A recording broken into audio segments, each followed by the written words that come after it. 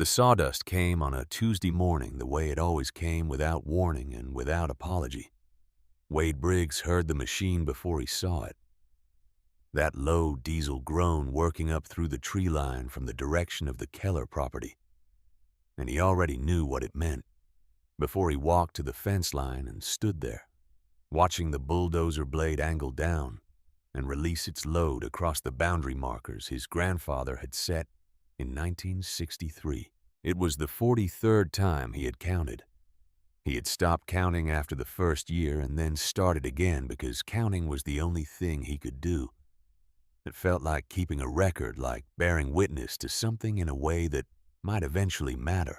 The operator never looked at him. He never did. The man simply worked his controls and moved his machine and did his job the way men do jobs when they have decided that the person watching them from 20 feet away does not belong to a category that requires acknowledgement. The blade came down. The load released. Moonkua and wood chips and bark fragments, and all the material that Keller timber had no use for spread across Wade's northeast quarter-acre and settled into the red clay soil like something permanent. 8 years. Wade stood at the fence line with his hands in his jacket pockets and watched the machine turn and head back toward the Keller property, and did not say a word. He had said words in the early years. He had said many words to the operator, to Harlan Keller, directly to the Polk County Environmental Office, to the state agency in Little Rock, whose phone number he had called so many times, he no longer needed to look it up. He had sent 14 formal letters. He had filed 3 written complaints with the county.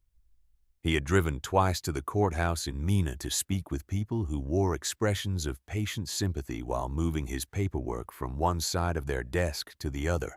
Nothing had changed. Nothing ever changed. Harlan Keller's family had owned and operated Keller Timber for 3 generations in Polk County. His grandfather had built the first mill structure in 1941. His father had expanded it twice. Harlan himself had modernized the equipment in the 1990s and maintained the kind of relationships with county government that old money maintains in small counties. Everywhere, the kind that gets built slowly over decades of shared dinners and campaign contributions, and the quiet understanding that certain things are handled among certain people without the involvement of those who do not belong to that particular conversation. Wade Briggs did not belong to that conversation. He had 30 acres and a family history, and a belief that right should operate as a fixed point in the world, regardless of who was standing on either side of it. That belief had cost him 8 years, and most of his northeast quarter, and the kind of slow-burning anger that lives below the line of daily function, and only surfaces at 3 in the morning when sleep will not come, and the dark is too quiet. He was 50 years old. His hair had gone mostly gray in the past 4 years. His hands were the hands of a man who had worked the same piece of ground since he was old enough to follow his grandfather through the rows thick and capable, and marked by the specific wear of tools used consistently over decades. He was not a large man, but he was a present one, the kind whose stillness in a room carries weight. His grandfather, Earl Briggs, had bought this land in 1963, when it was mostly scrub and red clay, and the kind of Ozark hillside that people with options passed over for flatter ground elsewhere. Earl had not had options.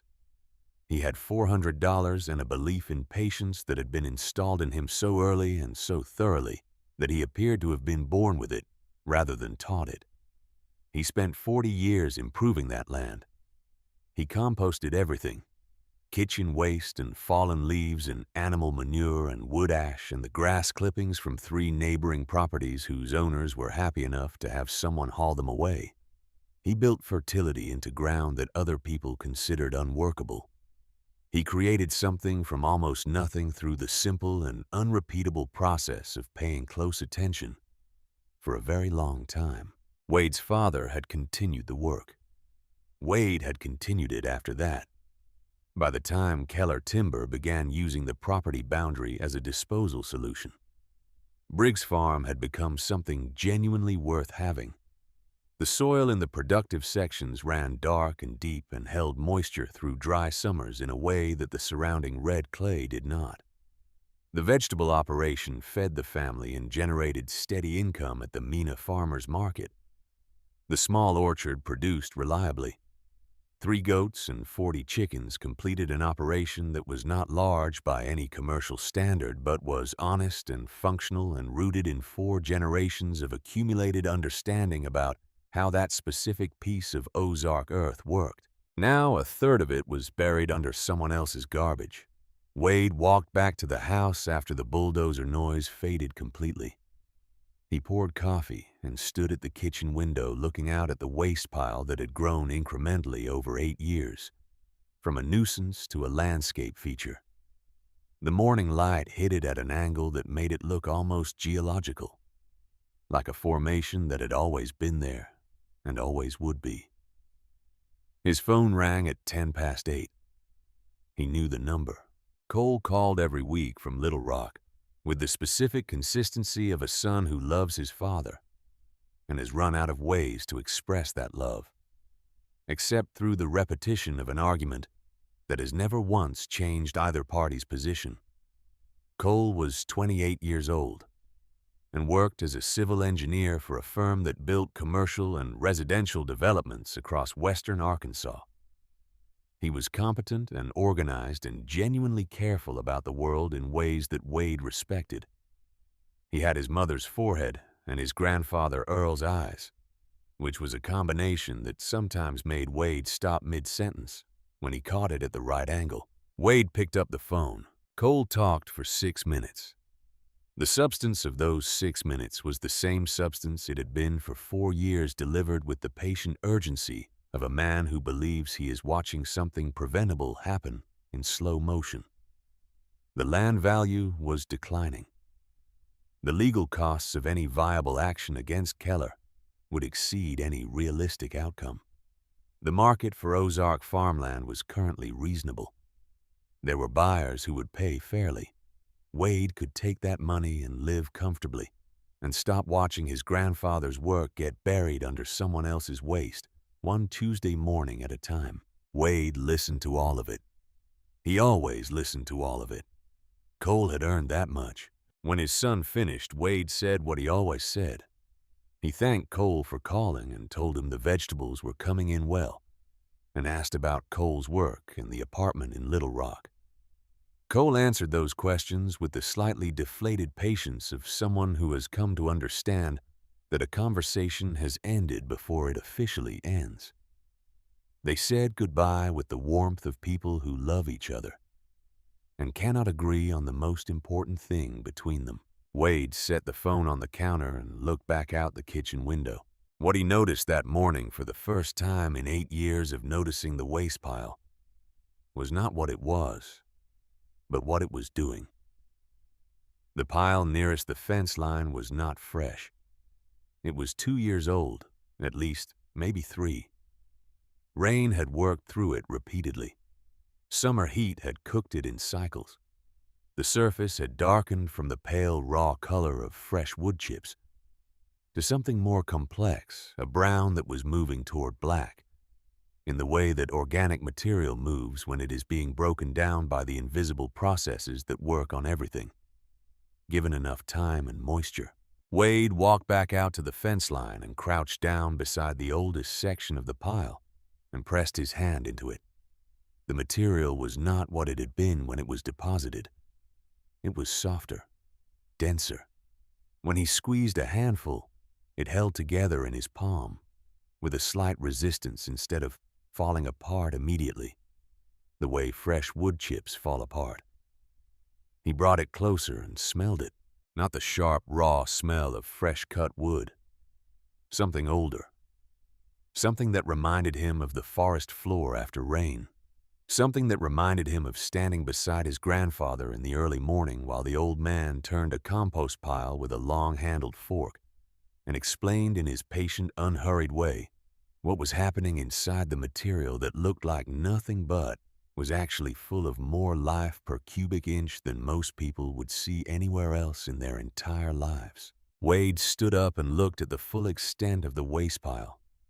3 acres of it rough and uneven and spreading toward his usable ground one Tuesday at a time. He looked at it differently than he had looked at it any morning in 8 years. He went back inside. He made more coffee. He sat at the kitchen table and thought for a long time in the way he thought, when something needed to be fully formed before it was acted upon. Outside, the Polk County morning continued its business. A cardinal worked the brush line near the east fence.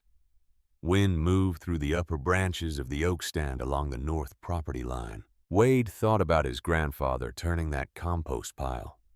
He thought about the way Earl would stop mid-turn and hold a handful of the material up to show young Wade what good decomposition looked like, dark and crumbly and smelling of earth, and say that this right here was where patience became something you could actually hold in your hand. He thought about what 3 acres of wood waste properly managed over a sufficient length of time might become. He was still thinking about it when Douglas Mercer's car turned into his drive at 9:45 that morning. Douglas Mercer was 48 years old and worked as a senior loan officer at First County Agricultural Bank in Mena.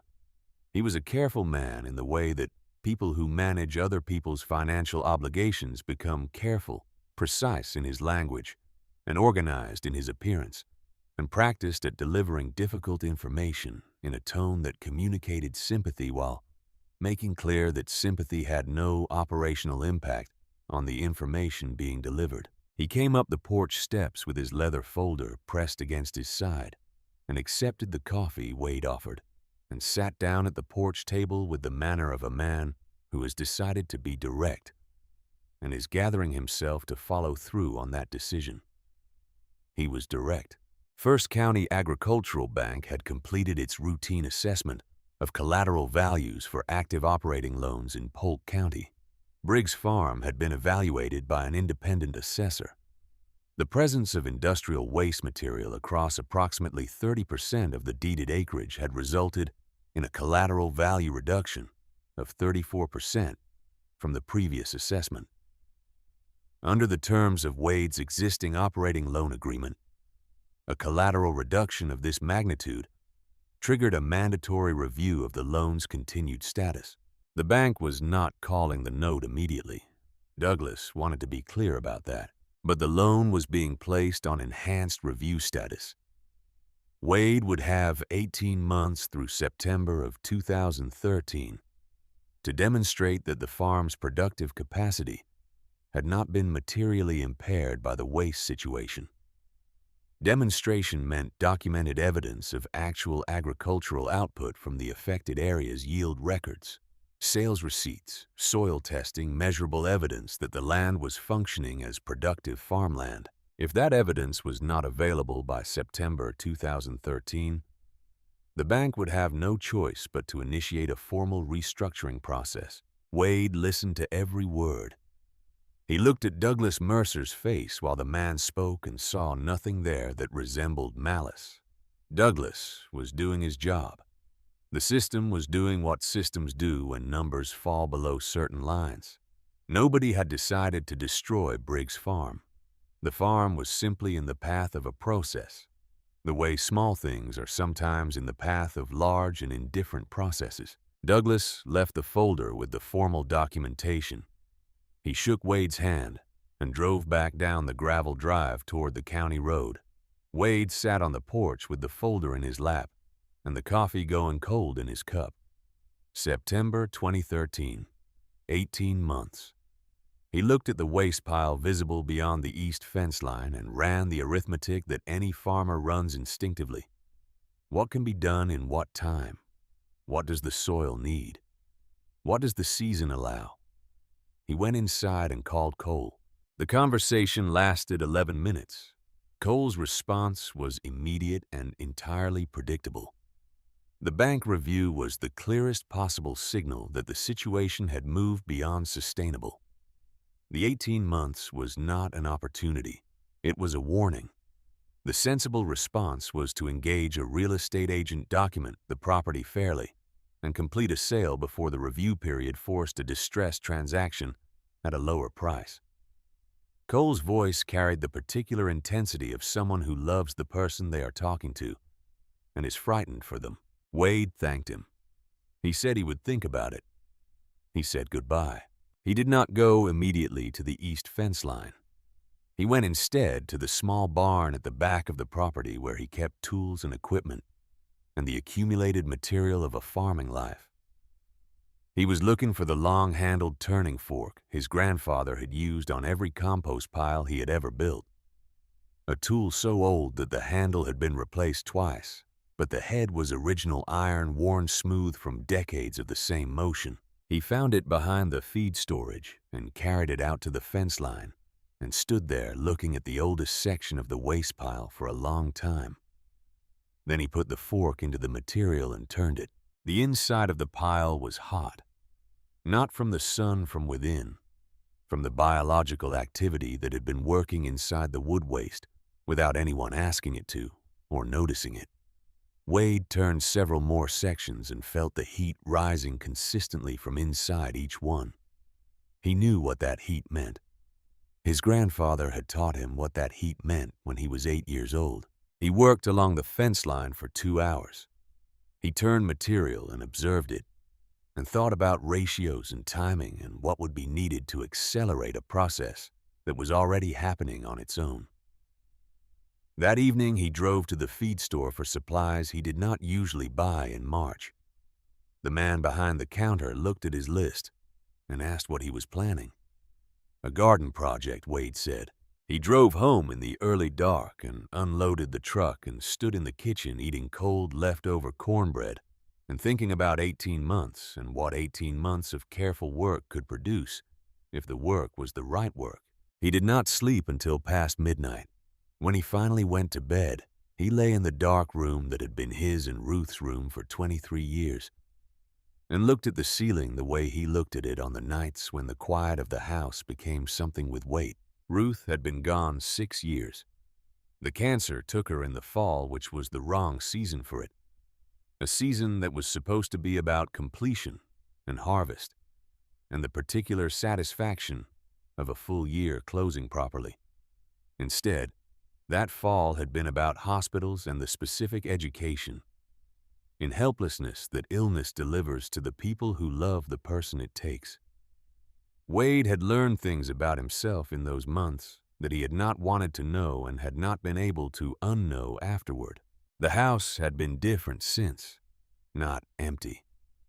Wade was not a man who experienced his own home as empty, but quieter in a specific way that had nothing to do with sound. He thought about the box. There was a cardboard box in the back of the hall closet that he had not opened since the week after Ruth's funeral. Her sister had come and packed Ruth's personal things and labeled the boxes and stacked them in the closet, and Wade had moved them twice in 6 years without opening any of them. He was not avoiding them. He simply had not arrived at the point of opening them. He lay in the dark and thought about it until he got up. The closet smelled like cedar and old wool and the particular accumulated scent of a household that has been lived in carefully for a long time. He pulled the chain on the overhead light and looked at the stack of 4 boxes on the lower shelf. Ruth's handwriting on the labels. Her cursive, which was nothing like his printing the letters connected and slightly forward-leaning in the way she had written everything since school. He took down the 3rd box from the top. He did not know why that one specifically. Something about the weight of it. He carried it to the kitchen table and sat down under the overhead light and opened the flaps.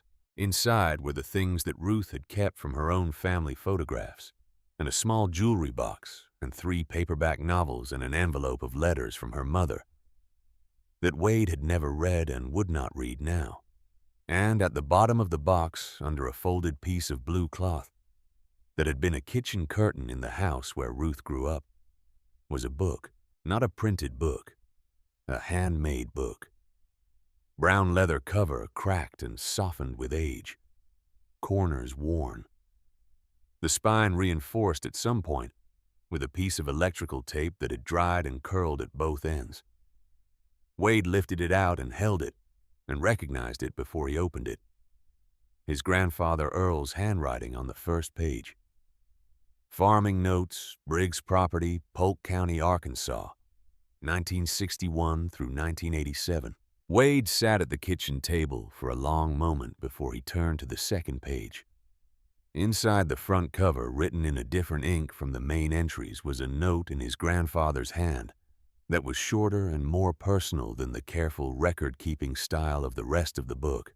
Ruth, if you are writing this, then I am gone, and you are holding something I want you to give to Wade. Not yet. Not while things are going well. You will know when. The boy is going to face something hard on that land at some point. Every generation that holds it has faced something hard. This book is for that moment. He will know what to do with it when the time comes. Earl March, 1997. Wade read the note 3 times. His grandfather had died in September 1997, 6 months after writing those words. Ruth had held the book for 9 years before she got sick. She had died without telling him it existed. She had followed the old man's instructions with the same quiet faithfulness she brought to everything she considered important. She had kept the book until a hard time arrived, and then she had placed it in a box at the bottom of a stack in a closet and trusted that Wade would open the box when he needed to. He sat in the kitchen with the book in his hands, and outside the Arkansas night pressed against the windows, and somewhere beyond the east fence the waste pile from Keller Timber sat in the dark doing the slow and invisible work of becoming something else. He began reading at 11:15. He was still reading at 4 in the morning. Earl Briggs had recorded everything.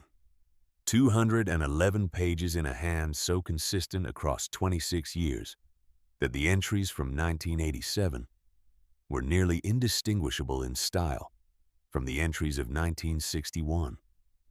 Rainfall totals, soil temperature measurements, compost pile dimensions and material compositions, turning schedules and internal temperatures and breakdown timelines, yield records organized by plot and by year, notes on what worked and what failed, and the specific adjustments that converted failure into understanding.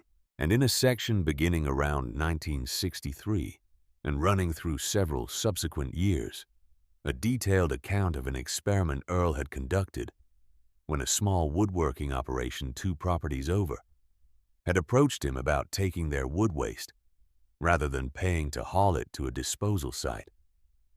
Earl had said yes. He had then spent 4 years documenting exactly what happened when you applied compost methodology to wood chips and sawdust and bark at scale. He had worked out the ratios. He had worked out the turning schedules. He had tracked the heat curves. He had documented the transition from raw industrial waste to finished compost capable of transforming the red clay of the Ozark hillside into something that would hold a crop. He had done it quietly. He had not published it or shared it or presented it at any meeting.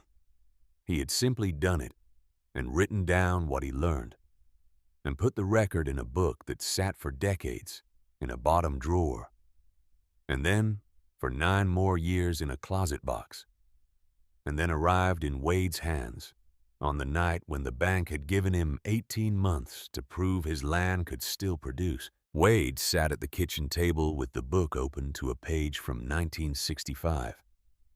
His grandfather's handwriting, specific ratios, specific timelines, specific temperatures and what they meant, the exact information he needed.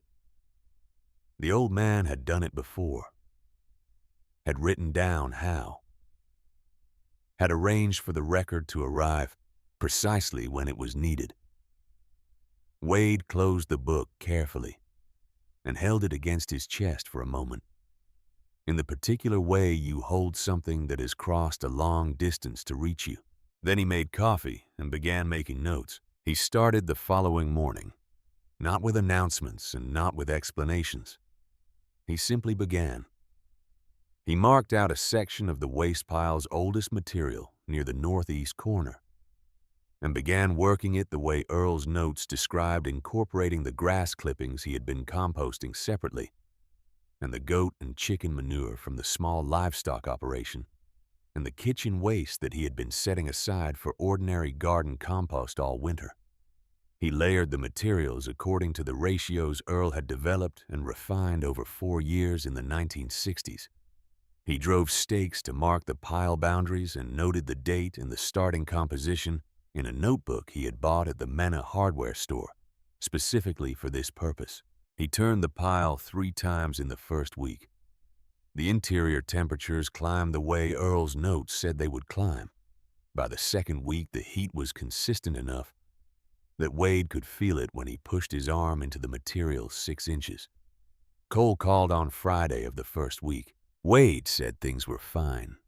He did not mention what he was doing because there was nothing useful in mentioning it before there was something to show. Cole heard the stability in his father's voice and interpreted it as stubbornness, which was not entirely wrong. He made his case for the real estate option with slightly less urgency than the previous week, which meant he was beginning slowly and without admitting it to run out of new arguments. Wade thanked him and said goodbye and went back outside. Through the spring, he worked the northeast section. He expanded the composting operation methodically, always staying within what Earl's notes documented as the reliable range, never moving ahead of the methodology that had been tested and recorded in that brown leather book. He turned material. He monitored temperatures. He incorporated new additions on the schedule Earl had found optimal. He measured and recorded and adjusted with the patience of a man who has understood since childhood that certain processes cannot be hurried, and that attempting to hurry them does not produce faster results. It produces failed ones. In April, Harlan Keller sent another load with the bulldozer. Wade watched it from the fence line as he always watched it. The operator did not look at him. The blade came down, and the load released, and the machine turned and went back toward the Keller property. Wade stood at the fence for a moment after the sound faded. Then he walked to the new section of raw material and put his turning fork into it and began the process again. By June, the northeast corner looked different from every other section of the waste pile. The raw material color was gone. The pile had settled and darkened, and the surface had developed the specific texture that Earl described in his notes as the first visible sign of successful transformation. Wade took a sample from the center of the pile down 18 inches and squeezed it in his palm. It held together and crumbled with the resistance of material that had lost its individual components and become something unified. He brought it to his nose. Earth. Forest floor after rain.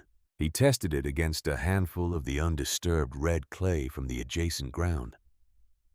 The difference was visible in his 2 open palms, one pale and dense and closed against moisture, the other dark and crumbling and alive with the microscopic activity that makes growing things possible. In late June, he turned over a 1/4 acre in the northeast section and prepared it for planting. He was 2 months past the normal spring planting window for most crops, but certain summer vegetables could still be established in time for a September harvest. He planted according to what the season allowed. He told nobody what he was growing or where he was growing it. He simply worked the plots the way he had always worked any plot, with attention and consistency, and the specific knowledge of that particular ground accumulated over a lifetime. He watered. He monitored. He waited. By August, what was growing in that 1/4 acre was not behaving the way crops normally behaved in the thin red clay of that hillside. The tomato plants were carrying fruit that was larger and more numerous than anything Wade had grown in the regular garden beds. The pepper plants were dense and vigorous. The late beans were coming in with a density of production that made him stop and look at them carefully every morning, as if something he was seeing might not actually be what it appeared to be. It was what it appeared to be. He harvested through September and loaded the truck for the Mina Farmers Market on 3 consecutive Saturdays. He set up his table the way he always set it up, without decoration and without particular promotion. The produce arranged to show what it was. He priced it at what good produce fairly costs. People noticed. They always notice quality without necessarily understanding why they notice it. Customers who had bought from him for years picked up the tomatoes and felt the weight and put them in their bags and came back the following week. A woman who grew her own garden asked him what he had done differently. Better soil, he said. Different ground. She nodded and bought everything remaining in the tomato section. He was loading the empty crates into the truck after the 3rd Saturday market when he became aware of someone standing at the far end of the parking area watching him. He looked up.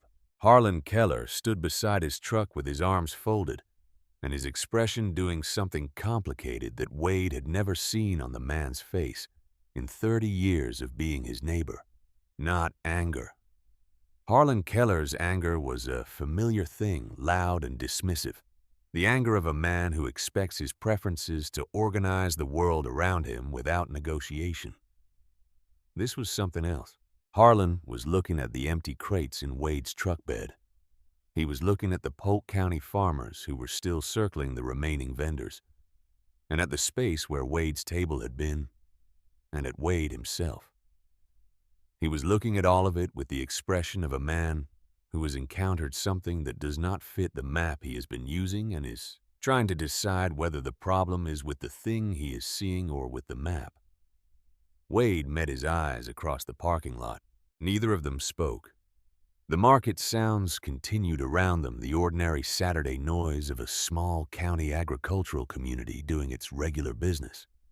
Then Harlan got in his truck and drove away. Wade watched the truck until it turned onto the highway.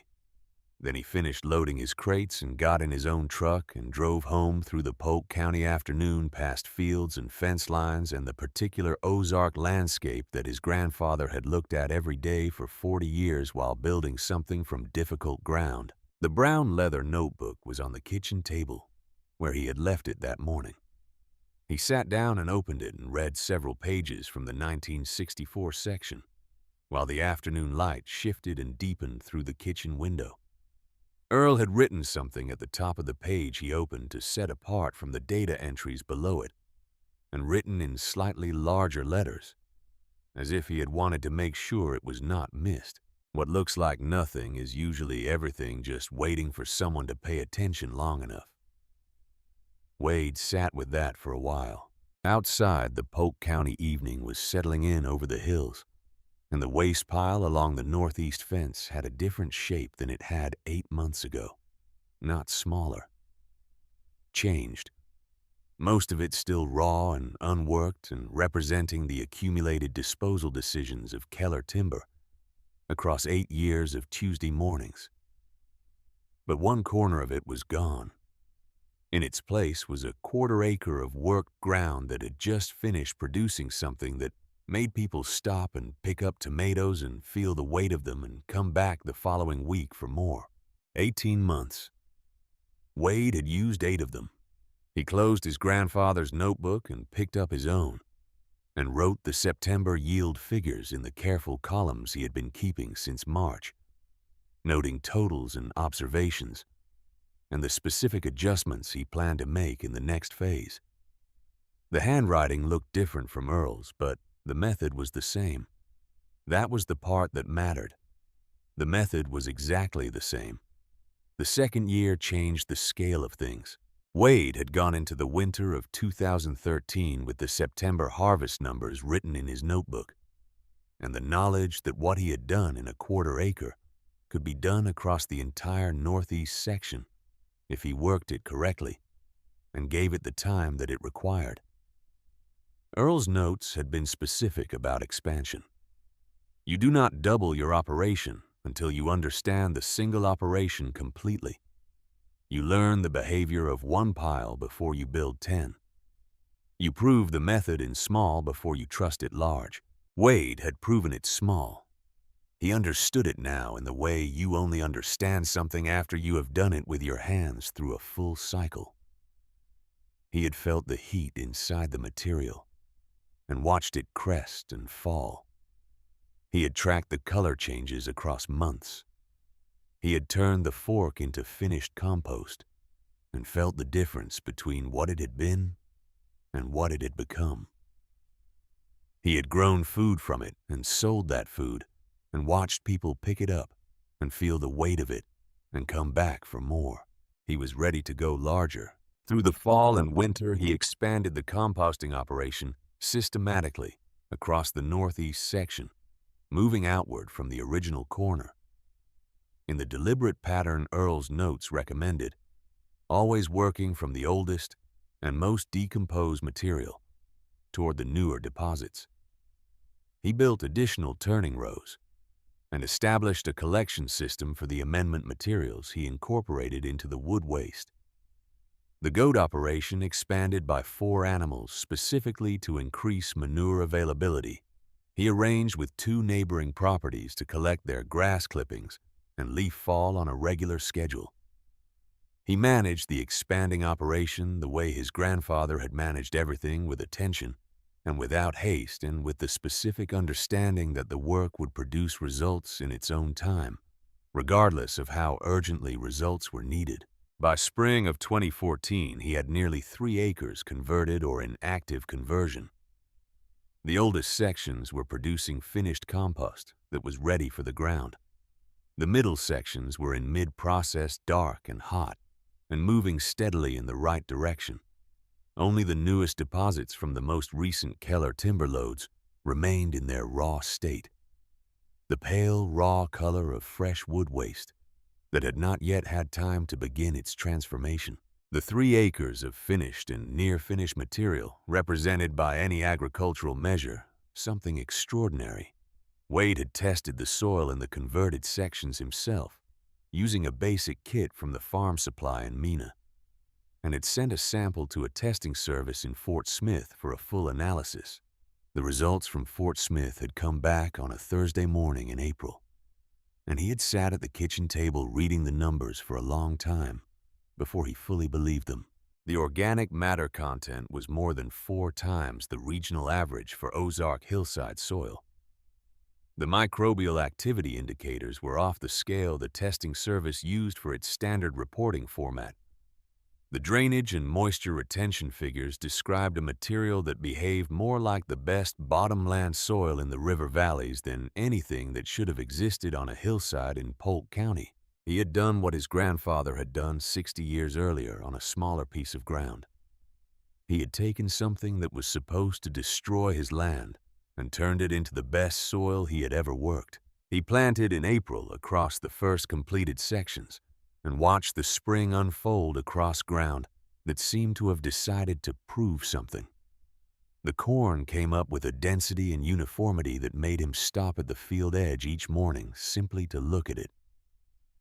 The pepper transplants he set in mid-April were producing flowers 6 weeks earlier than anything in the original garden. The tomato starts he had grown from seed in the kitchen window through February were already reaching heights in the converted ground that they would not normally reach until July. He expanded his presence at the Mena Farmers Market. He rented the adjacent table space that had been available for the past year from a vendor who had stopped coming.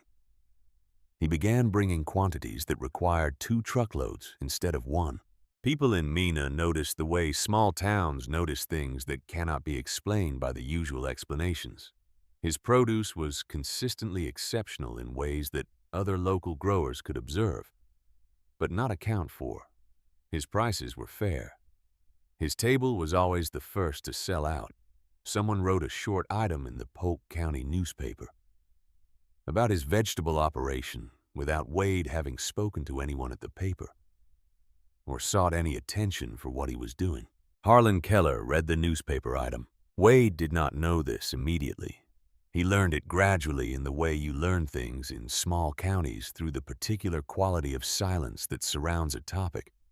when people know more about it than they are saying directly. He heard it in the way certain conversations stopped or redirected when he walked into the feed store. He heard it in what Hank Fletcher, his closest neighbor to the north, said one afternoon while they were leaning against the fence line, discussing the summer forecast. "Harlan's been asking around about you," Hank said. Not loudly, but asking.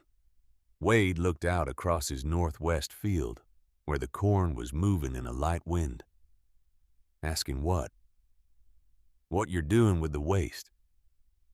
Hank picked a piece of grass and held it between two fingers. "Word is he sent somebody over to the county records office to pull your property file." Wade nodded slowly. He was not surprised.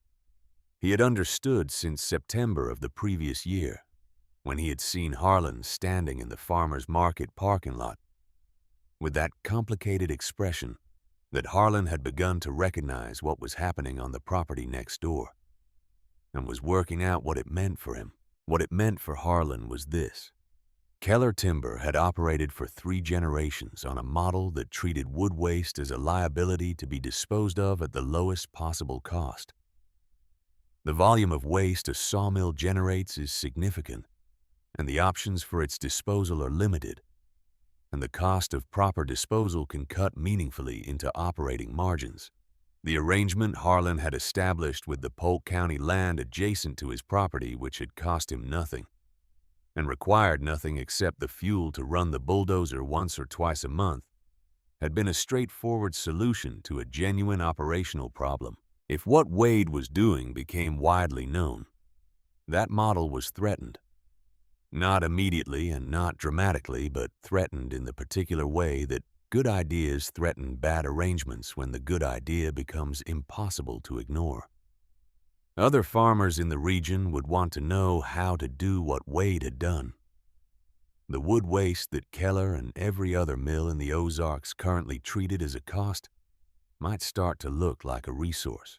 Someone might eventually decide it had value and start charging for it.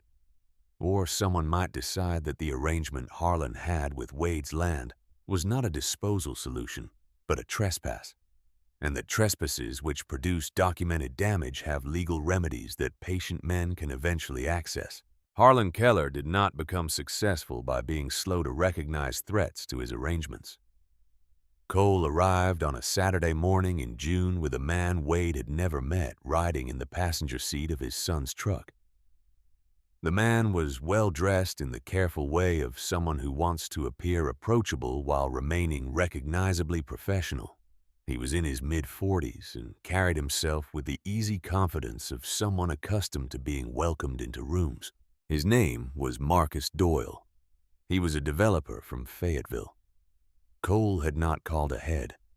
Wade understood from this immediately that his son had anticipated that a prior call would have produced a conversation that ended the visit before it began. Cole knew his father well enough to know that some things had to be presented in person while standing on the actual ground before they could be considered fairly. They sat on the porch. Marcus Doyle explained what he did and what he was looking for. He was developing a cluster of small residential properties and weekend retreat parcels in the Ouachita Ozark region for buyers from Fayetteville and Fort Smith and Little Rock, who wanted access to rural land without the commitment of working it. He had driven through Polk County twice in the past year, looking at available properties. He had heard about Briggs Farm through Cole's network. He was prepared to offer a price that was above current market value for the acreage, because the land's demonstrated productivity was a selling feature for the kind of buyer he was working with. He named a number. It was a fair number. More than fair. It was the kind of number that could end a man's debt concerns and fund a reasonable life for the years remaining to him, without requiring him to work himself into the ground, trying to prove something to a bank that had already written its assessment in a folder.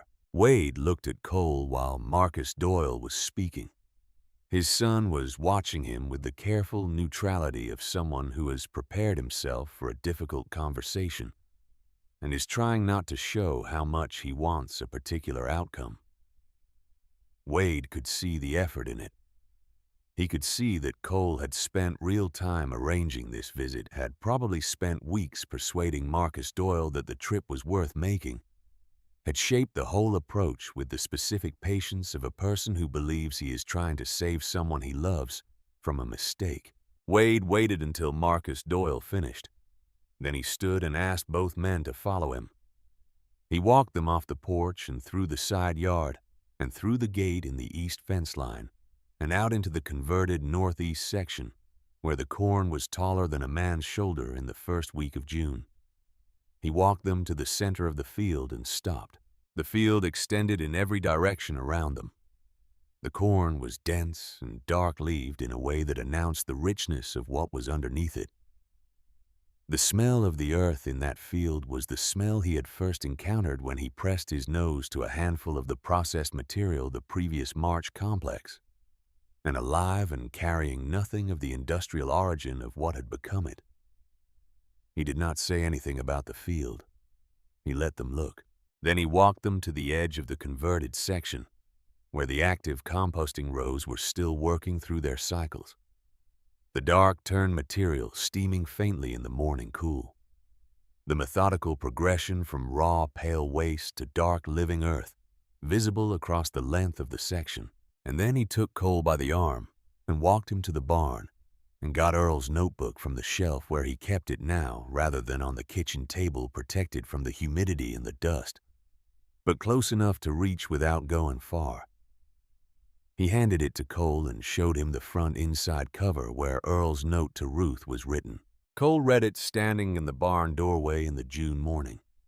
He read it twice. He read several pages from the middle section where Earl had documented the first years of the wood waste experiment in the 1960s. He read with the focused attention of an engineer encountering a technical record following the methodology checking the data, understanding the structure of what his great-grandfather had built and tested and written down. He was quiet for a long time when he looked up. Wade put the book carefully back on the shelf. Through the barn doorway, they could see Marcus Doyle standing in the converted field looking at the corn bending down to pick up a handful of soil and examine it. The Fayetteville developer turning a handful of Polk County dirt in his palm, trying to understand what he was holding. Cole looked at his father. Wade looked back. Wade. There was no argument. That was the thing about the moment that Cole would think about afterward.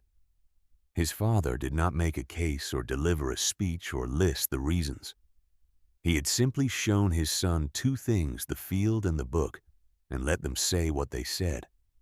Cole understood enough about soil to understand the field.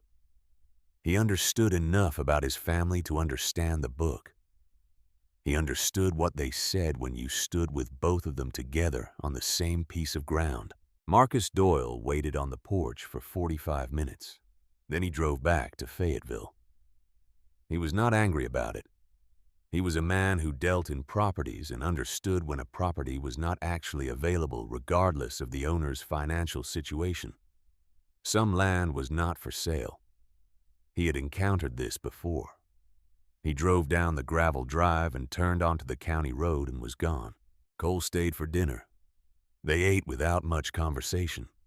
After dinner, Cole washed the plates the way he had washed plates in that kitchen as a boy, and Wade dried them and put them away, and they stood at the kitchen counter with coffee in the particular comfortable silence of a father and son who have arrived at something they do not need to name. Cole said he was sorry about Marcus Doyle. Wade said there was nothing to be sorry about. Cole said he had been scared for the farm. Wade said he understood. They talked for another hour about the composting operation and the yield numbers and what Earl's notes recommended for the next phase of expansion. Cole asked good questions. The precise questions of someone who processes the world through systems and structures, and Wade answered them from the combined knowledge of Earl's notebook and 2 years of his own observation. By the time Cole drove back toward Little Rock, the distance between them was different from what it had been when he arrived. Not closed entirely. These things do not close in an evening, but narrowed in a way that felt permanent. Wade went to bed that night and slept well for the first time in several weeks. The legal notice arrived on a Tuesday morning in August. It came in a plain envelope with the Polk County seal in the upper left corner and the return address of the county administrative office in Mena. Wade opened it at the kitchen table with his coffee and read it twice before he put it down. The notice informed him that a complaint had been filed with the Polk County Environmental and Land Use Committee, alleging that operations on the Briggs Farm property at the described address constituted the unlicensed processing of industrial waste material in violation of Arkansas State Environmental Code 8-7-202, which regulated the handling and transformation of commercial byproduct materials. The complaint alleged specifically that Wade was receiving storing and processing wood waste generated by a commercial sawmill operation without the required state permits for industrial waste processing facilities. In response to the complaint, the Land Use Committee had voted to issue a temporary operations suspension order covering all composting and soil amendment activities on the property, pending a formal investigation to determine whether the activities were in compliance with applicable regulations. The order took effect in 30 days. Failure to comply with the suspension order would result in daily civil penalties of $300 per day of continued operation. Continued non-compliance after 60 days could result in referral to the State Environmental Office for escalated enforcement, including potential revocation of agricultural operating status. Wade read the document a third time. He understood exactly what it was and exactly where it had come from. The committee vote had been 3-2. He knew without checking which three had voted for the suspension, because Harlan Keller had been having dinner with those three men since before Wade was born. He understood the mechanism. He understood that Harlan had watched the newspaper item and the farmers' market sales and the parade of customers, and had made a calculation. The calculation was simple. A composting operation required permits that Wade did not have, because Wade had not thought of himself as operating a commercial processing facility. He had thought of himself as farming. But the regulation did not make that distinction clearly, and in the hands of a good lawyer, the ambiguity could be stretched to cover what Wade was doing. Harlan had found a good lawyer. Wade sat at the table for a long time after he set the notice down. Outside, the August morning was working itself toward another hot afternoon. In the northeast section, the corn was well past its peak and the harvested rows were empty, the converted soil dark and open, ready for the fall planting that was 3 weeks away. He called Hank Fletcher. Hank came over that afternoon and read the notice on the porch. His expression while he read it moved through several stages in the specific way that a decent man's expression moves when he encounters something indecent, dressed up in official language. He looked up at Wade. The committee vote, 3-2, Wade said. Hank put the notice on the table. I know which three. Both men were quiet for a moment in the comfortable way of neighbors who have lived in the same county long enough to share the same unspoken knowledge about its workings. Wade said he needed to find out what permits actually covered what he was doing and whether there was a path to obtaining them that would dissolve the legal basis for the complaint. Hank said he knew a man in Waldron who had dealt with the State Environmental Office on a drainage issue 2 years ago and had come out of it without being destroyed. He would make a call. Wade spent 3 evenings that week reading the Arkansas State Code sections referenced in the notice. He was not a lawyer and legal language did not come naturally to him, but he was a patient reader, and he was motivated in the way that men are motivated when their land is at stake. He worked through the relevant sections with a dictionary at his elbow and a notepad filling up with questions. What he found was complicated but not impossible. The regulation Harlan's lawyer had cited was designed for commercial waste processing operations, facilities that receive material from multiple sources, processed it mechanically, and sold the output as a product. It was not clearly written to cover a single farmer using material that had been deposited on his own property to improve that same property's soil. The application of the statute to his situation was an argument, not a settled fact. It was the kind of argument that was worth making in a forum where the decision-makers were not three of Harlan Keller's dinner companions. He was working through the implications of this when Douglas Mercer called on a Thursday afternoon. The September review date for the operating loan was 3 weeks away. Douglas was calling to confirm the appointment and to let Wade know that the bank had arranged for an independent soil and agricultural assessor from Fayetteville to conduct an on-site evaluation as part of the review process. The assessor would need access to the full property, and particularly to the areas that had been the subject of the waste situation. Wade confirmed the appointment. He said nothing about the suspension order. After he hung up, he sat for a moment thinking about the timing. The suspension order took effect in 3 weeks. The bank review was in 3 weeks. The two deadlines were sitting on top of each other like stones in a wall, each one adding weight to the other. He went outside and walked the northeast section in the late afternoon light. The empty, harvested rows. The active composting rows still working through their late summer cycles. The newest sections still raw from the most recent Keller loads. He walked the full extent of the converted ground and stood at the far end looking back toward the house. 3 acres, everything Earl's notes had promised, and more. The soil under his feet was different from any ground in Polk County, richer and darker, and alive with the activity of the organisms that had transformed 8 years of someone else's garbage into this. He had not done anything that required a permit. He had farmed. He had composted. He had done what farmers had done since farming existed. But Harlan's lawyer had written the argument well enough that the committee had voted 3-2. Douglas Mercer arrived on the review day with the Fayetteville assessor, a compact and businesslike woman named Patricia Sloan, who carried a leather case of testing equipment and moved through the property with the efficient attention of someone who does this work regularly and takes it seriously.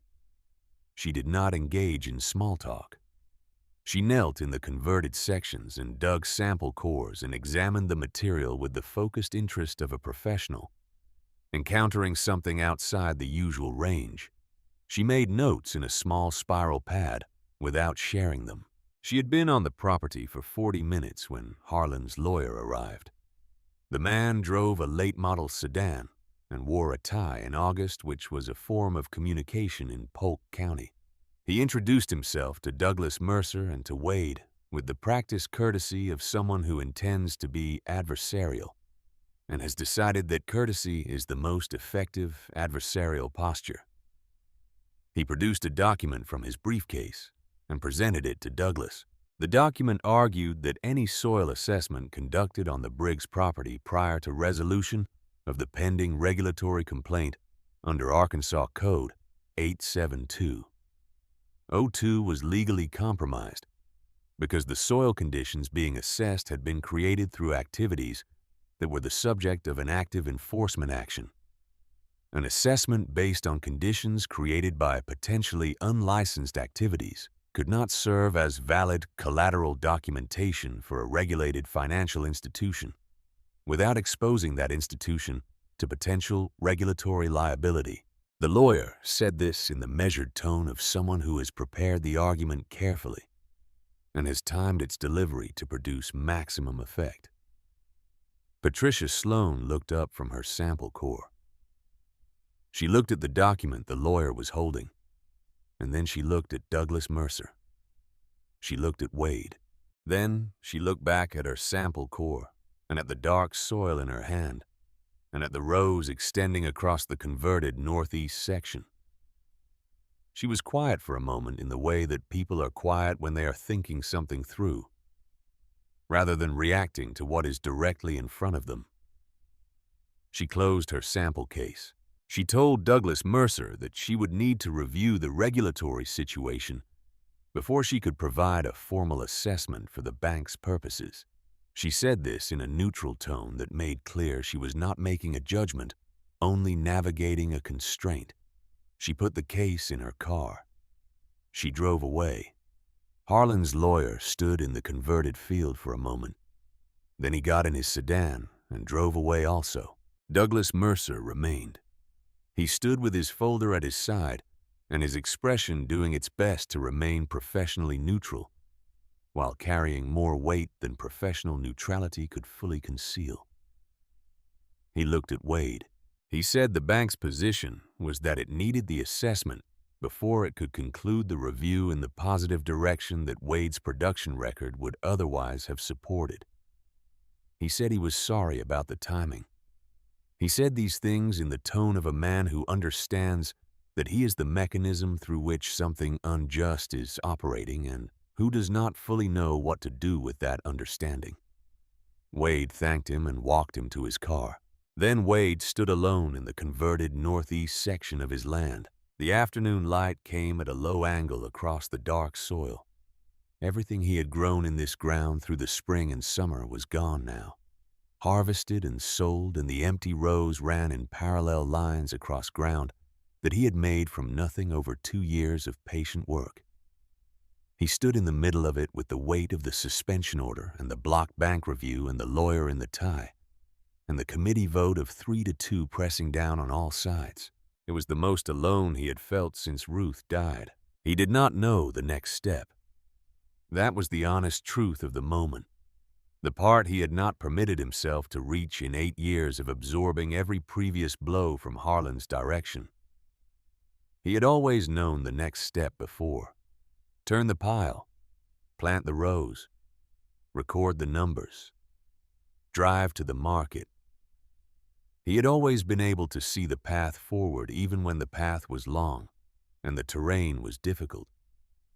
There had always been Earl's notes to consult, or his own accumulated observation to draw on, or simply the next task, waiting at the edge of the one he had just completed.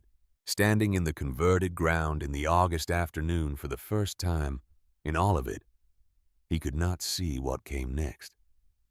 He walked to the north edge of the section and sat down on the ground the way he used to sit when he was a boy, helping his grandfather in the rows, just sitting in the dirt with his arms resting on his knees and looking at the earth close up. The soil under him was dark and dense and real. He pressed his palm flat against it. His grandfather had done this same work on a smaller piece of the same ground 60 years ago. Earl had run into resistance too. Wade was certain of it. Earl had run into weather and failing prices, and the ordinary structural indifference of the world to the patient efforts of small farmers working difficult ground. Earl had kept going. Earl had kept his notes. Earl had managed to transmit the knowledge forward through 2 generations and a closet box, and a woman who had honored a dead man's instructions with absolute fidelity. Wade sat in the dirt and let the afternoon move around him. Then he heard a truck on the county road. He listened to the sound of it slow at his drive and turn in and come up the gravel toward the house. He knew the engine sound before the truck came through the gate. Cole. His son got out and walked across the yard and through the east fence gate and came across the converted section to where Wade was sitting on the ground. Cole was in work clothes, not his Little Rock office clothes. Jeans and a plain shirt. The clothes he wore when he came to work rather than to talk. He sat down in the dirt beside his father. Wade looked at him. "You drove from Little Rock." Cole said he had gotten off work early. He said Hank Fletcher had called him the previous evening. He did not say anything more than that for a moment. Then he said, "Tell me where we are." Wade told him. The suspension order, the lawyer at the assessment, the blocked bank review, the committee vote of 3-2. He laid it out in the factual way he laid everything out in sequence, without editorializing, covering the structure of the problem without inflating or diminishing any part of it. Cole listened the way engineers listen, following the sequence, identifying the structural points, noting where one thing connected to another. When Wade finished, Cole was quiet for a moment. He picked up a handful of the dark soil and held it in his palm and looked at it. Then he said, "Harlan's lawyer filed the complaint before the assessment, not after. That means Harlan knew the assessment was scheduled." Wade looked at him. Cole turned the soil in his hand.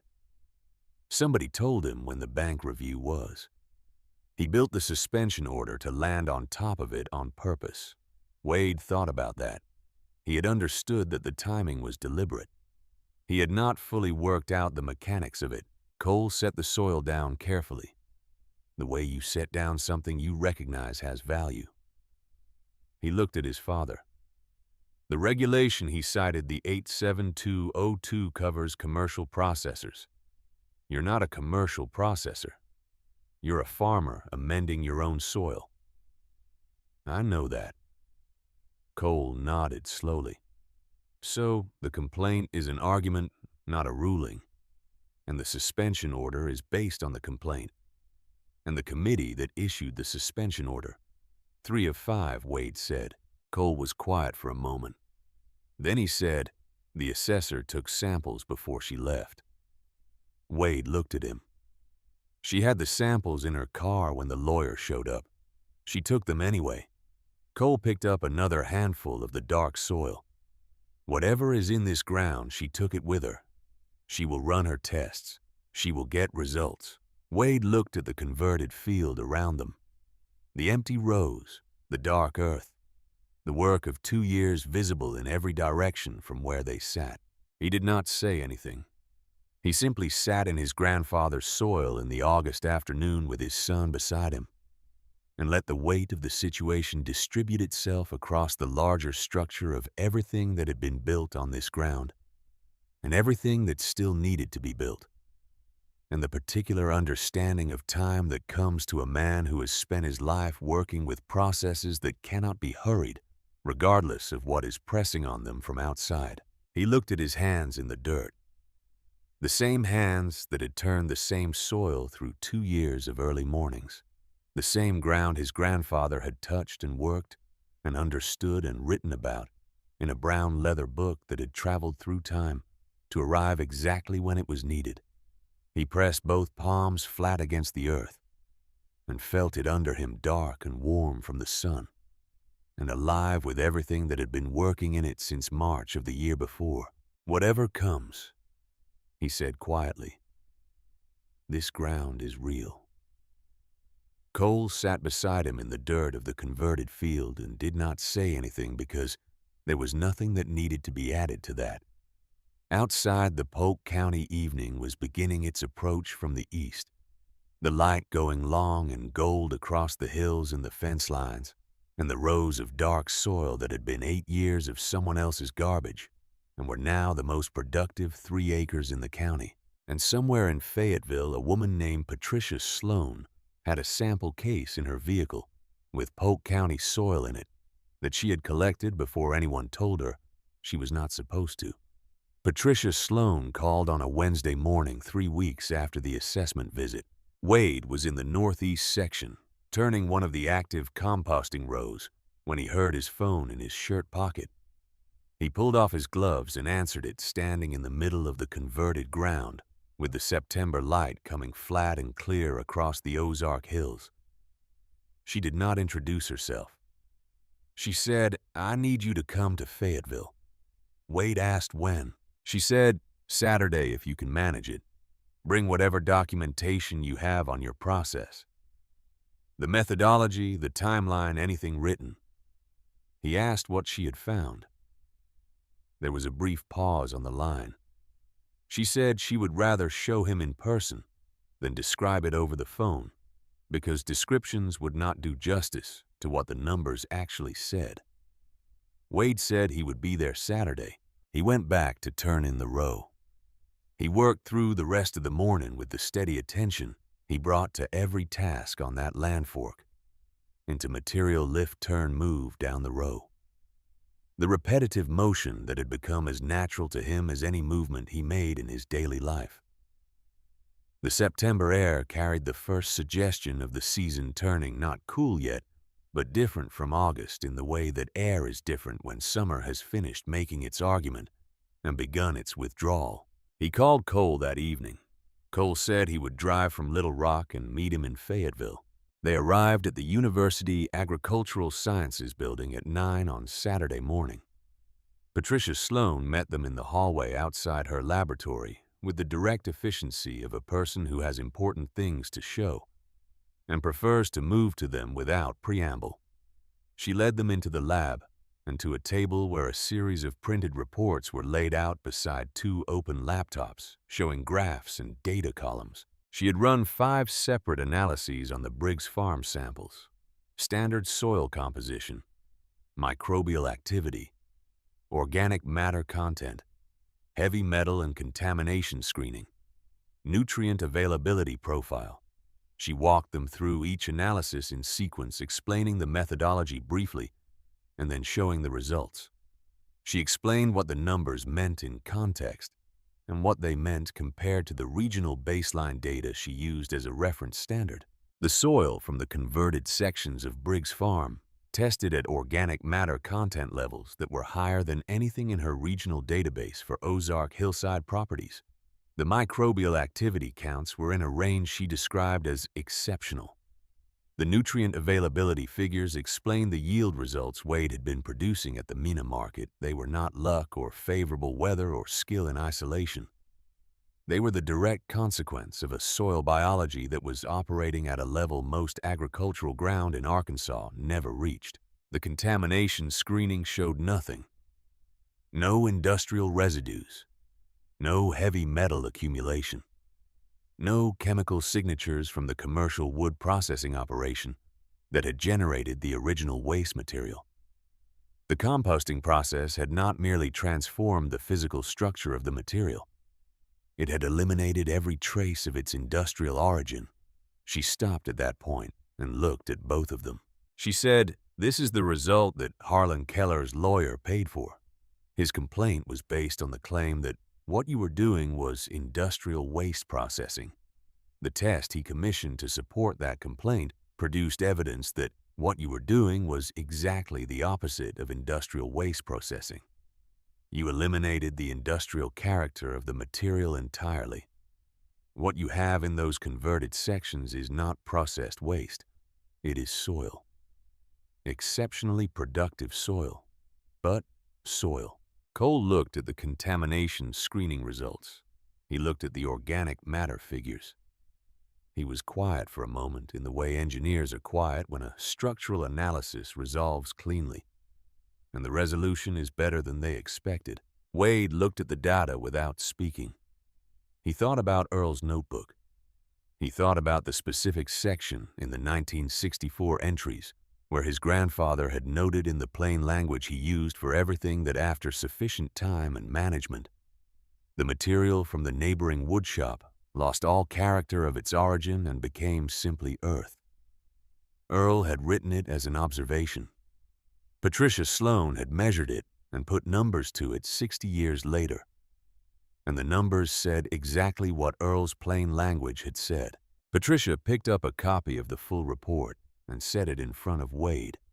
She said she had prepared a second copy for submission to the Polk County Land Use Committee in support of a formal response to the suspension order. She said she had also prepared a summary document written for non-specialists that explained the findings in language the committee members could follow without technical training. She said, "I will testify at the committee hearing if it comes to that. This data does not support the complaint. The regulation that was cited applies to facilities that process industrial waste. What your soil analysis demonstrates is that there is no industrial waste present. The complaint's foundational premise is factually incorrect." Wade looked at her across the table. He said, "Why are you doing this?" She held his look without changing her expression. She said, "Because the data says what the data says. And because someone paid me to analyze samples from your property, and the analysis produced results that belong in the scientific record regardless of who commissioned the analysis or what result they were hoping for. She said it without drama, the way people state things that seem obvious to them. Then she began organizing the additional copies of the report into folders for submission. Cole was already on his phone. Wade watched his son move through the mechanics of the next steps with the focused speed of someone who sees the path forward clearly and knows which parts of it require immediate action. Cole called Hank Fletcher.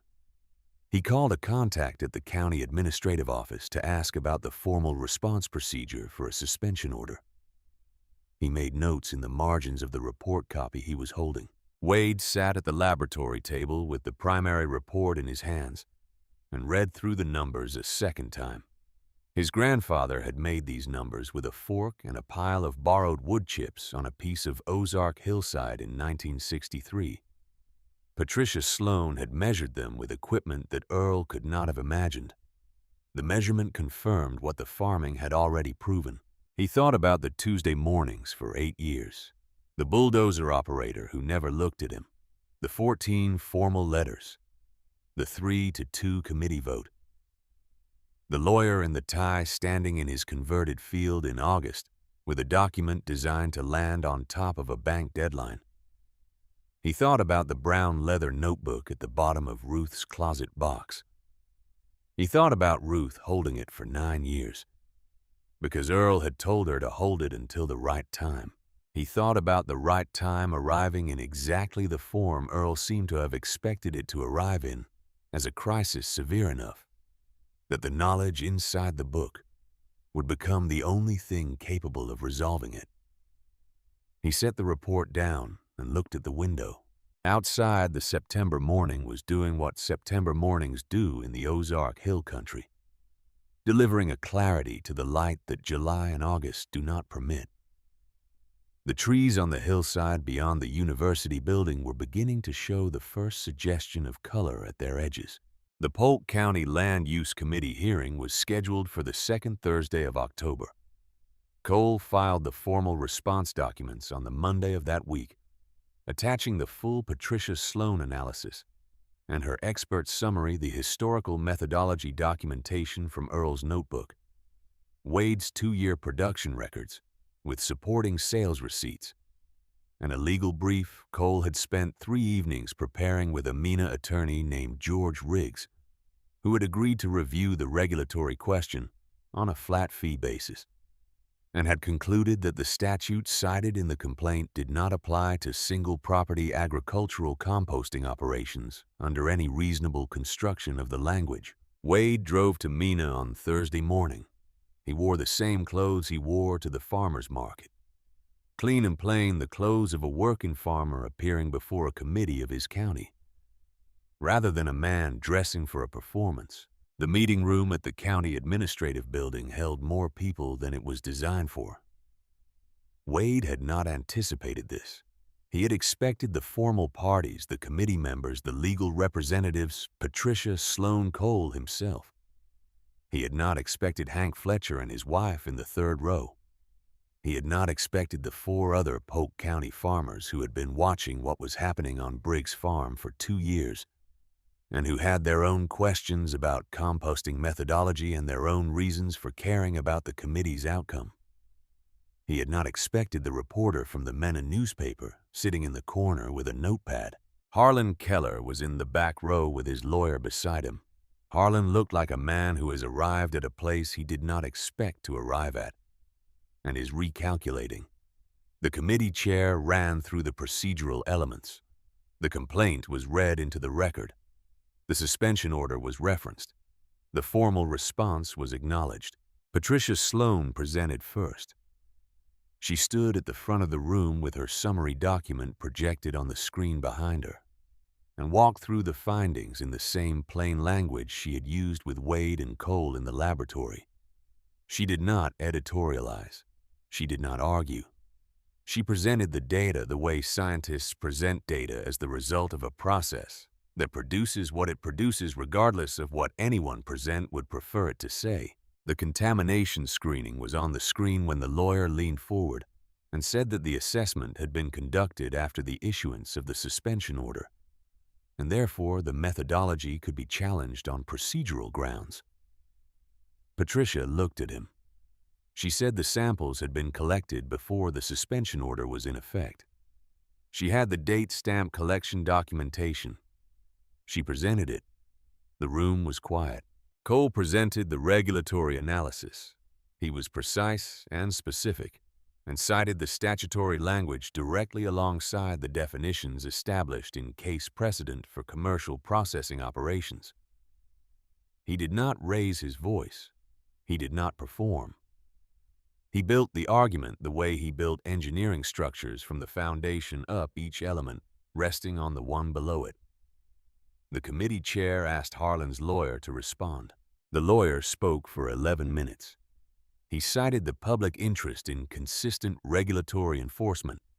He cited the precedent for applying broad regulatory language to novel situations.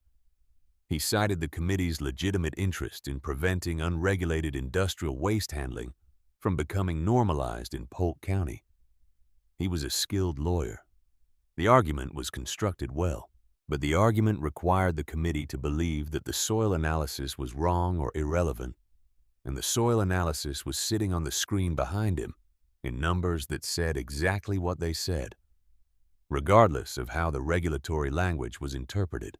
One of the two dissenting committee members from the original vote asked Patricia Sloan a direct question. She asked whether there was any interpretation of the test results under which the material in the converted sections of Briggs Farm could be classified as industrial waste. Patricia said no. She said the material was soil. She said it met every definition of productive agricultural soil and no definition of industrial waste. She said this as a matter of scientific fact. The same committee member looked at the soil analysis figures on the screen for a moment. Then she looked at the chair and said she was prepared to move for withdrawal of the suspension order based on insufficient factual basis for the underlying complaint. The vote was 4-1. The suspension order was withdrawn.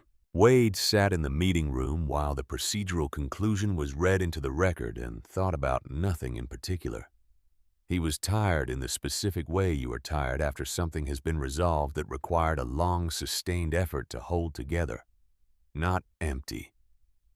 Just quiet. The kind of quiet that follows something difficult when the difficulty is finally finished. Outside, the October afternoon was cool and clear, and the Polk County hills were showing their color properly. Now the red and orange and yellow of the oaks and maples doing what they did every year on this hillside, regardless of what was happening at any particular moment in the human affairs below them. Douglas Mercer was waiting for him in the parking lot. He had not been in the meeting. He had driven up from Mina and was leaning against his car with his folder against his side, the way he always held it, and his expression carrying something different from the professional neutral he usually wore. He said the bank had reviewed the Patricia Sloan documentation that Cole had submitted as part of the collateral response. He said the review committee had concluded that the soil values documented in the analysis represented a significant upward revision of the collateral assessment. He said the operating loan was being moved off enhanced review status and restored to standard standing effective immediately. Wade thanked him. Douglas held out his hand. He said he was sorry about the timing of the review pressure. He said he understood that it had added weight to an already difficult situation. He said the bank's process did not always account well for situations where the pressure was being applied deliberately from the outside. Wade shook his hand. He said Douglas had done his job, and there was no cause for apology in that. He drove home to Polk County in the October afternoon with Cole following in his own truck from Little Rock. They turned into the Briggs Farm Drive at the same time and parked in the yard and got out and stood looking at the northeast section across the east fence. The converted ground was empty of crops now resting through the fall, the way productive ground rests when it has finished one cycle and is gathering itself for the next. The dark soil was visible in the fading afternoon light, darker than everything around it, richer in appearance than the red clay of the Ozark hillside had any natural right to be. Cole stood beside his father and looked at it. He said, "What's next?" Wade looked at the rows. He thought about the remaining sections of the waste pile that had not yet been converted, the raw Keller timber deposits, still pale and unworked along the fence line. He thought about the methodology in Earl's notebook and the 2 years of his own observation that had added to that methodology. He thought about Hank Fletcher sitting in the third row of the meeting room that morning, and the other 4 farmers who had come to watch. He said, "The rest of it needs to be worked." Cole nodded slowly. Wade looked at the fence line, and Hank wants to know how to start his own operation. He talked to me about it in September. He's got 2 sections where a small mill dumped waste on him years back. He wants to know if the same thing will work. Cole looked at his father. "Are you going to teach him?" Wade picked up a handful of the dark soil from the edge of the converted section. He held it in his palm and looked at it in the late afternoon light, the specific dark and crumbling texture of finished compost that had become earth, the thing he had been building toward for 2 years, and his grandfather had been building toward for 40 years before that. "Yes," he said. He had 4 farmers at Briggs Farm on the first Saturday of November. Hank Fletcher and 3 others who had approached him in the weeks following the committee hearing. Men who had been watching the Northeast section produce results that made no sense against their understanding of what Polk County hillside soil could do, and who had their own situations, their own waste problems, or their own depleted ground, and who wanted to understand the method. Wade walked them through the full operation in the morning. He showed them the progression from raw material to finished compost in the different sections of the Northeast area, the pale new deposits and the mid-processed dark rows and the fully converted ground at the far end. He showed them Earl's notebook and read several of the key methodology passages aloud. He showed them his own 2 years of records, the temperature logs, and the turning schedules and the yield documentation that Patricia Sloane's laboratory results had confirmed. He did not simplify it or rush it. He taught it the way Earl had taught him things when he was a boy, by doing the thing alongside the person learning it, explaining as the hands worked, letting the material and the process say what needed to be said in the most direct way possible. By midday, all 4 men were turning rows. By afternoon, they were asking questions that went beyond the basic methodology questions about specific material variations, about how seasonal temperature changes affected the process, about the minimum viable scale for establishing a productive operation. Wade answered every question from his own observation, and from Earl's notes when his own observation reached its limit. Hank Fletcher stood at the edge of the converted section in the November afternoon and looked at the dark soil that spread from the fence line to the far boundary of the northeast quarter. He said, 8 years. You've been working with this for 8 years, including the years when Harlan was dumping it. Wade said, just the last 2 with intention. The 8 years it was working on its own. Hank was quiet for a moment. He said, "You think it would have gotten here on its own without you managing it?" Wade said eventually. "Everything breaks down if you give it enough time. I just helped it get there faster." Hank picked up a handful of the finished soil and held it the way everyone held it when they picked it up for the first time, with the slightly surprised expression of something that weighs and feels different from what the eye suggests. He said, "My ground has been declining for 15 years. I've been buying amendments and getting less than I spent." Wade said, "What you're standing on cost me nothing but time." Hank set the soil down carefully. He said, "That's the part nobody believes until they see it." The network grew through the winter the way networks grow when they are built on something real, rather than on the social architecture of self-interest. Hank brought 2 more farmers in December. Those farmers brought others. By February, Wade was conducting Saturday morning sessions twice a month, and the group had grown to 11 operations across 3 counties. They were not a formal organization. They had no official structure, and no committee and no dues, and no meetings with agendas. They were farmers who were learning something together and sharing what they learned with people they knew and trusted. Cole drove up on most of the Saturday sessions. He had stopped coming to argue and started coming to help a transition so natural that neither of them had marked the moment it happened. He handled the record-keeping that Wade found tedious, maintaining the shared documentation that allowed the growing network to track what was working and what needed adjustment across different property types and different waste compositions. His engineering background had turned out to be useful in ways that surprised him. The systematic observation and data recording that the methodology required was close enough to structural analysis work that it came naturally. He was reading Earl's notebook one evening at the kitchen table when he looked up and said, "Did you know he had a section in here about teaching?" Wade looked over from the stove. "What section?"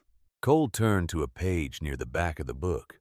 Earl had written a series of entries in the mid-1970s that were different in character from the data-focused methodology documentation that filled most of the volume. These were more reflective observations about the nature of farming knowledge and how it moved between people and what was lost when it did not move. Cole read one passage aloud. Earl had written, "The hardest thing about knowing something useful is that knowing it alone does not help anyone who does not know it.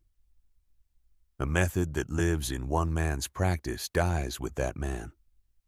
A method that lives in 10 men's hands has a different future." Wade was quiet for a moment. He turned back to the stove. He said, "He wrote that in 1974, 30 years before any of this." Cole looked at the page. He said he knew the point wasn't the soil. The soil was the evidence. The point was the knowledge moving. Wade put 2 plates on the table and sat down across from his son.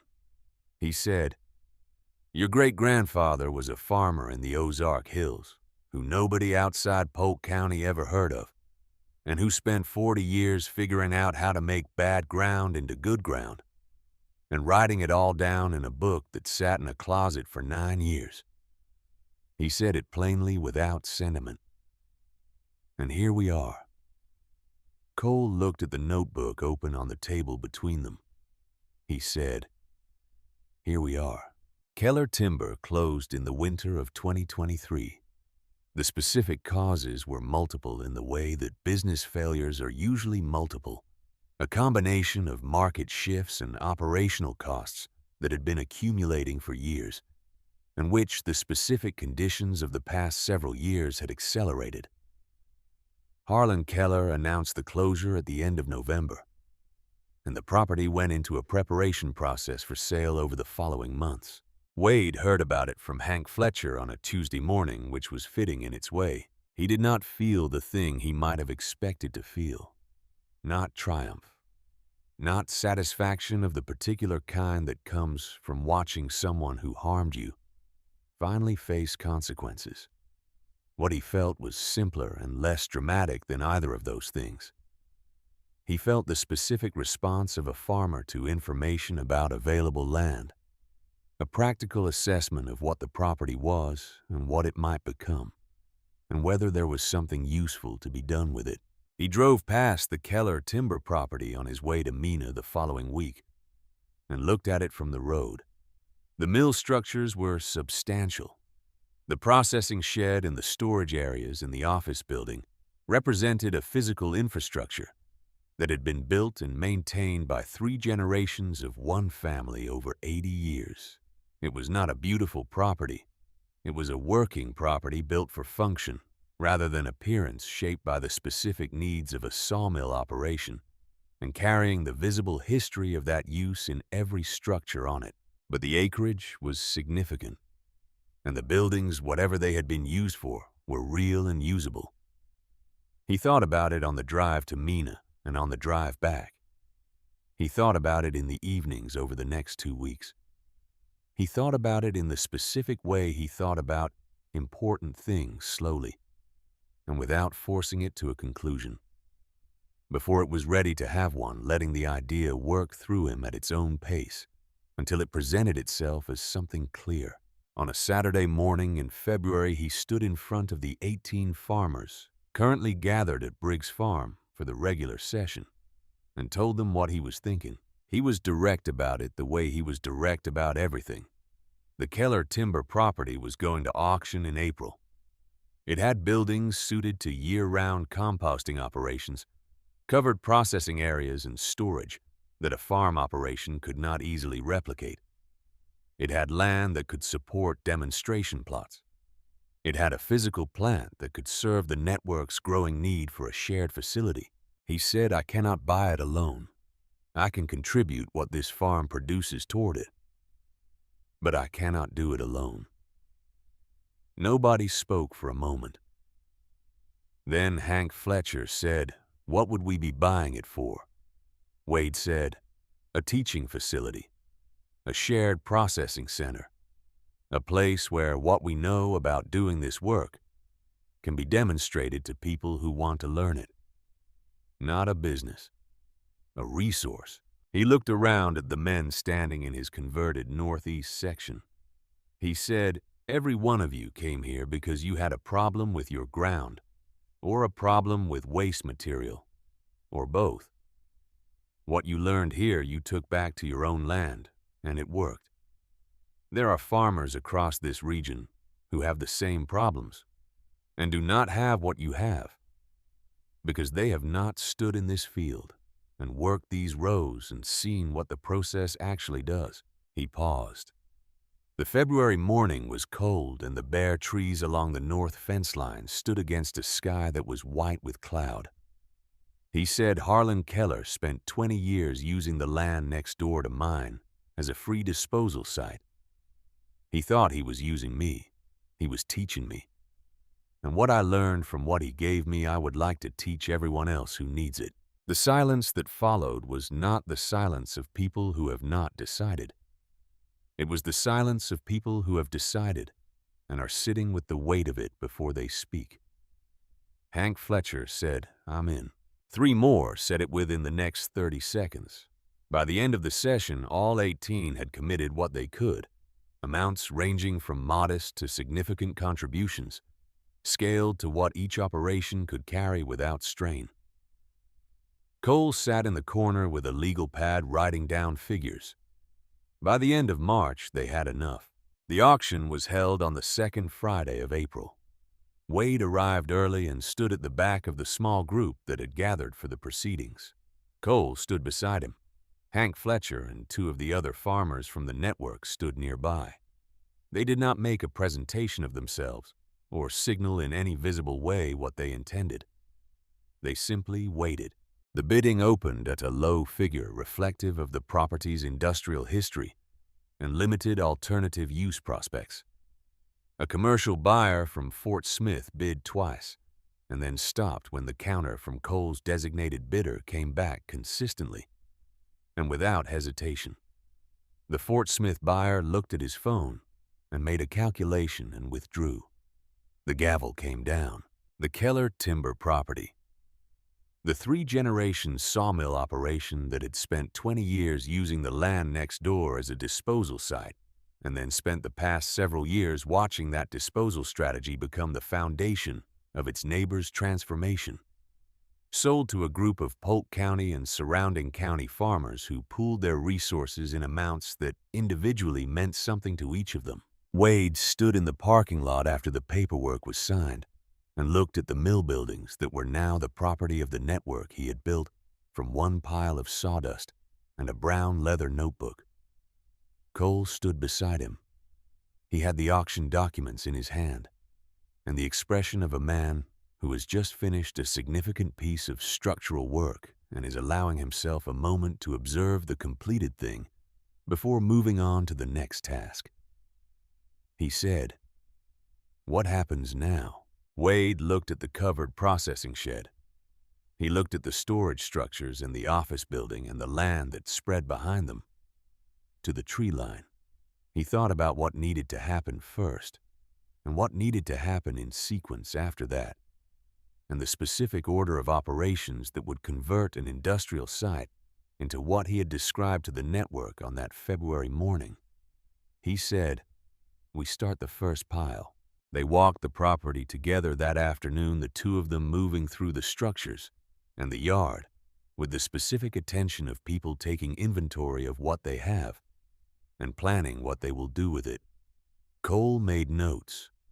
Wade observed and thought, and asked questions about structural capacity and load-bearing considerations that Cole answered from his engineering knowledge without needing to slow down. By late afternoon, they had walked the full perimeter and stood at the east edge of the property, where the land dropped slightly toward a section of scrub growth that had been ignored for years. Cole said, "This area back here, with the right drainage work, this could be a demonstration field." Wade looked at it. Red clay hillside, thin soil. The kind of ground that people passed over for better options, the same kind of ground Earl Briggs had bought in 1963 because it was what was available and he believed that patient work could make it into something. He said, "Good ground to start from." Cole looked at him. Wade picked up a handful of the red clay from the edge of the scrub area and held it in his palm. Pale and dense and closed against moisture, the way it had all looked before. He put it in his jacket pocket. They drove back to Briggs Farm in the April evening. Wade made coffee and they sat at the kitchen table where Wade had sat on the night he found Earl's notebook in the bottom of Ruth's closet box. The notebook was on the shelf in its place. His own records were in the folder beside it. 2.5 years of documented methodology and yield figures and observations that had been building on what Earl started. He took the handful of red clay out of his pocket and set it on the table between them. Cole looked at it.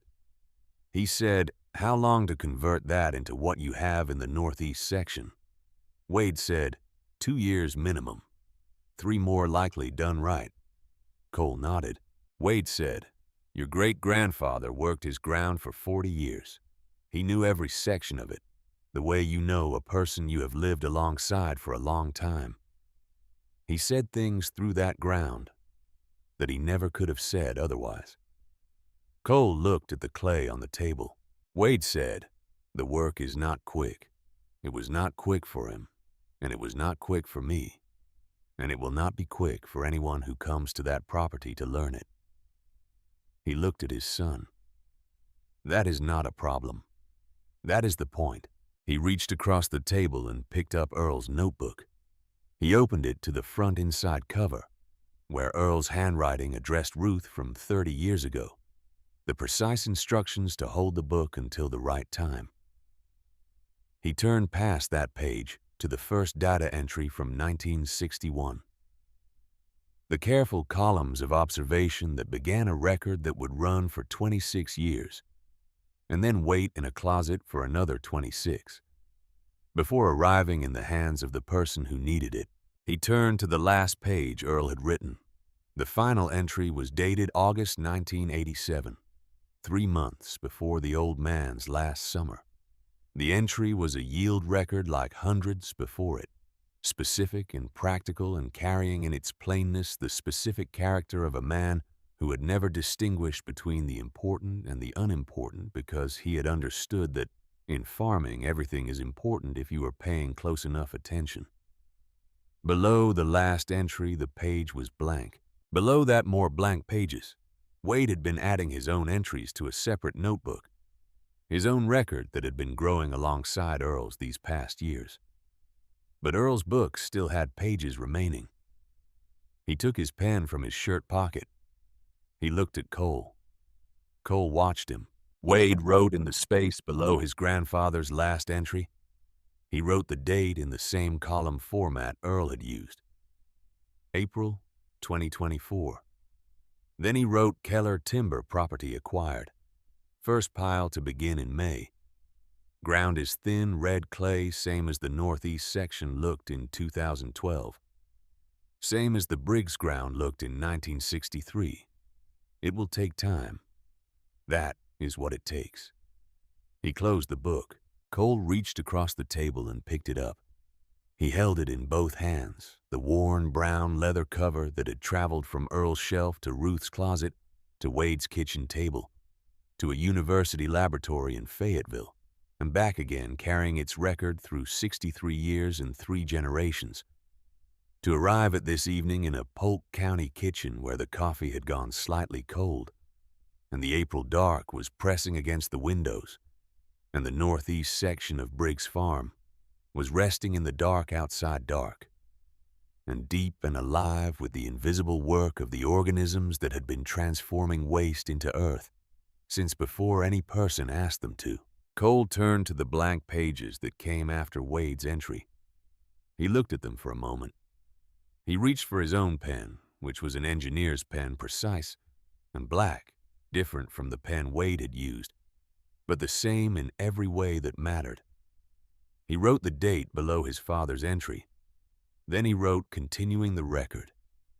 He closed the book and set it carefully in the center of the table between them. Outside, the Polk County night was doing what it had always done over this particular piece of Ozark hillside, turning slowly and indifferently through its hours, carrying in its air the accumulated smell of the seasoned new growth and old soil, and the particular clean cold of an April night in the hill country of Arkansas. In the morning, there would be more work. There was always more work, and the work was always the same work. Patient and specific and done close to the ground, the kind that cannot be hurried and does not need to be, because it is already moving at exactly the pace that the earth requires of the people who ask something from it. The notebook sat in the center of the kitchen table with 3 generations of handwriting inside it, each one picking up where the previous one ended, each one adding to the record that had no final entry, because the land itself had no final entry. Only the next season and the next observation and the next careful notation of what the ground had to say to anyone willing to stay still long enough and quiet enough and patient enough to hear it.